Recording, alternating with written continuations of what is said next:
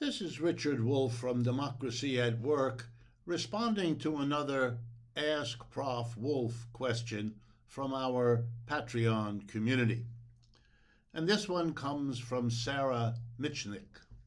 And she asks me to review, in a way, to comment on the argument that capitalism depends on imperialism, that the foreign activities undertaken by capitalist societies around the world, mostly European societies for most of capitalism's history, in trying to control much of the rest of the world in their own economic interests.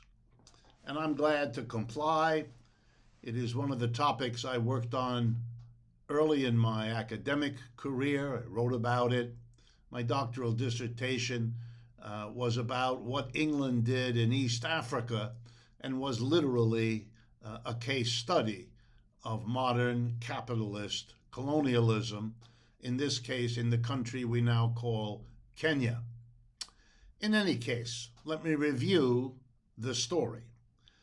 Basically, capitalism involves an economic system in which the capitalist focused on profits, the famous bottom line, ultimate goal, point and purpose of their activity, and capitalists like to control as much of the environment in which they function as possible in order to make as certain as possible that they will be successful, that they will make a profit, that it will be a secure profit, that it will be a growing profit.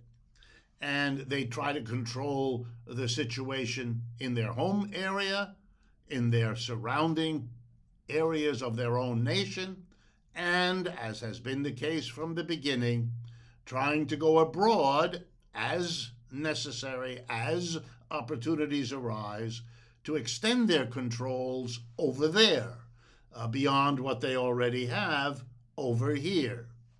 And they don't hesitate to turn to the government, as they did in establishing their control domestically, asking the government to help them do exactly the same abroad. And of course, this now runs into an immediate problem.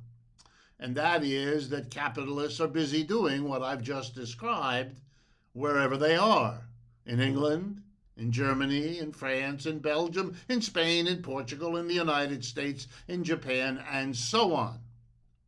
So immediately there's a problem of conflict. They bump into each other because any two capitalists, one say in Britain and one say in Germany, are busy pressing their government to get control, say, of a corner of Africa that offers them profit, or a corner of Latin America that offers them profit. And when they get into conflict over which one of them, then the government and the companies that are looking for the opportunity can sometimes push things so a war breaks out. And if you're ever interested in understanding, both World Wars I and II, for example, arguably among the worst global wars the human race has ever seen, come directly out of competition for colonial profitability between quite the same group of countries: Russia, Germany, England, the United States, and so on. There was a wonderful book written many years ago called Europe, the World's Banker by Herbert Feiss, F-E-I-S, which shows you how the competition over colonial territories and profits led to World War I. It's a beautiful demonstration, and there are many other books that do that kind of thing as well. So now the question is, has anything changed? And the basic answer to that is not much. The biggest change has been in the form that imperialism has taken. From the formal arrangement of colonies, Britain, for example, snatching parts of Africa, declaring them to be protectorates or colonies or whatever words they used, and basically taking them over, sending in British citizens to be the government, to be the controllers, and so forth. And many of the other European countries did likewise, as the United States did as well, making them part of the metropolitan country. For a century, Algeria was a part of France, as some colonial territories still are. Puerto Rico is part of the United States in a way that the Virgin Islands, for example, aren't, and so forth. Sometimes these things changed, but mostly they didn't change much. Even the big examples, India fighting for independence after World War II, and so on, quickly demonstrated that you can run a colonial empire without formal colonies perfectly well.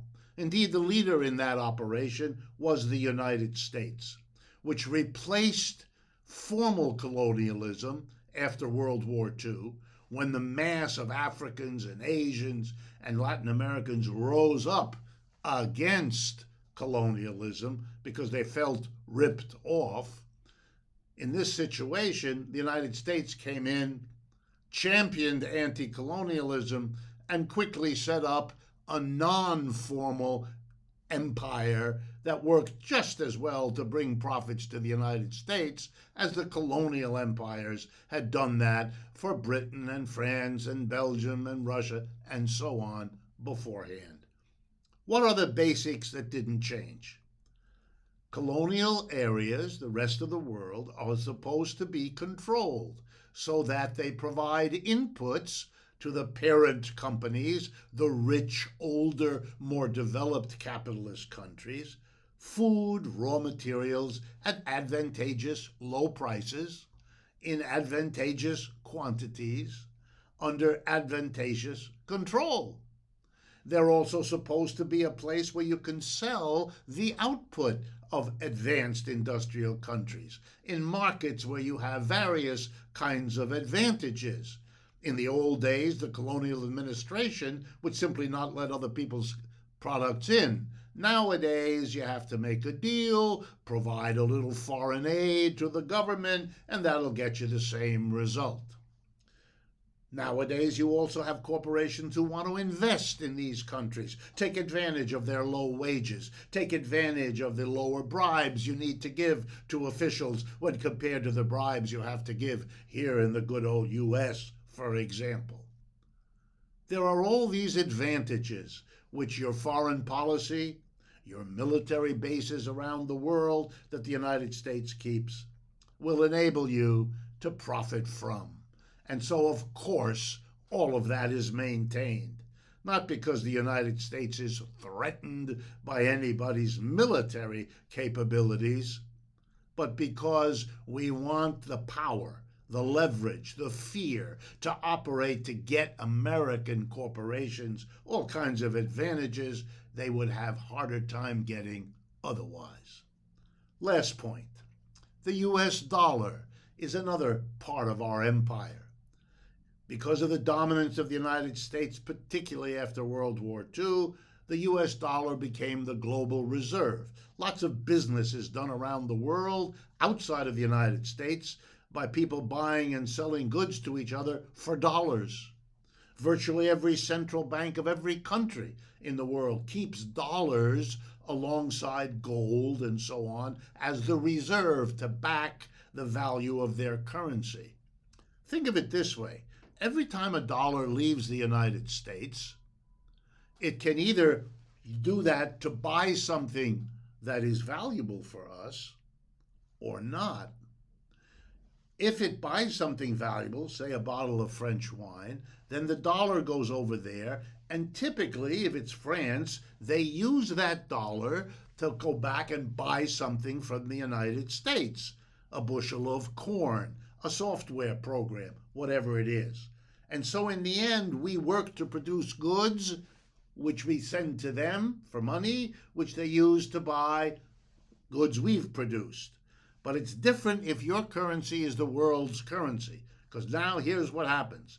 You use it to buy the bottle of wine, but it doesn't come back to buy anything from you. It sits in the vaults of the Bank of France. It is used for transactions between French people and those they buy oil and gas from, say even the Russians these days. Which means you can send green pieces of paper, dollars, and you don't have to send goods and services. The rest of the world sends you goods and services. You send them green pieces of paper that cost nothing. Having your currency be the world's currency brings you enormous advantages which you hold on for dear life, as the United States is now doing. So yeah, to the question, does the empire that still exists, however informally, is that a basic part of American economic well-being? You bet. That's what keeps our profit system going. And in order not to be dependent on that, in order not therefore to be militarily active around the world, becoming a scourge and a burden and a threat, you would have to face the fact that a fundamental economic reorganization is necessary in the United States, because the dependency, like an addiction, on empire runs very deep in capitalism and always has. This is Richard Wolff for Democracy at Work, reminding you that if programs like this are of value to you, help us to continue to produce them. Go to our website, democracyatwork.info, and you will be shown all the different ways you can be a partner and be supportive of bringing these messages to the widest possible audience. Thank you.